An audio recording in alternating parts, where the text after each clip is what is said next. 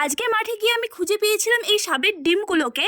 দিদা দাদু আর মায়ের সাথে গেছিলাম একটু মাঠে কাজ করার জন্য, আর সেখানে গিয়ে কাজ কম ভিডিও করছিলাম বেশি। আর এই পুচকি গাছটাকে দেখো কত কিউট, তাই না? আমাদের প্রকৃতি যে কত সুন্দর সেটা কোনো বলার ভাষা রাখে না। তারপর ভাবলাম এবার শুধু দাঁড়িয়ে দাঁড়িয়ে ভিডিও করলে হবে না, একটু কাজ করাও দরকার। আর কাজ করতে করতে আমার নজরে পড়লো এটা। 4টি ধান গাছের চারার ভেতরে না একটা পাখির বাসার মতো বাসা বেঁধে রেখেছে, আর সেখানে আবার 4টে ডিমও পড়ে আছে। মা বলছিল এগুলো নাকি সাপের ডিম, আবার দিদা বলছিল এগুলো নাকি পাখির ডিম। কি বা কোনটা হবে আমি তো বুঝতেই পারছিলাম না। তোমরা যদি চিনে থাকো আমাকে একটু কমেন্ট করে জানিও তো। আর এই ডিমগুলোকে না আমার প্রচন্ড বাড়ি নিয়ে আসতে ইচ্ছে করছিল, আবার ভয়ও লাগছিল। তারপর ভাবলাম না বাবা, এখানে আর এক মুহূর্ত না, সোজা বাড়ি চলো। এই সময়টা না গ্রামটা ভীষণই সুন্দর লাগে, চারিপাশে যেদিকেই তাকাবে শুধু সবুজ আর সবুজ। আচ্ছা এবার বলো তো কার কার গ্রাম ভালো লাগে? আর এই নালাগুলো কেটে দেওয়া হয়েছিল জমিতে জল আসার জন্য। আর এদিকে দেখো বেচারি এক ব্যাঙ মরে একদম শুটকি হয়ে পড়ে আছে মাঠের মাঝখানে। তো আজকের ভিডিওটা এতটুকুই। যদি ভালো লাগে একটা লাইক করে দিও। দেখা হচ্ছে নেক্সট ভিডিও। Bye bye.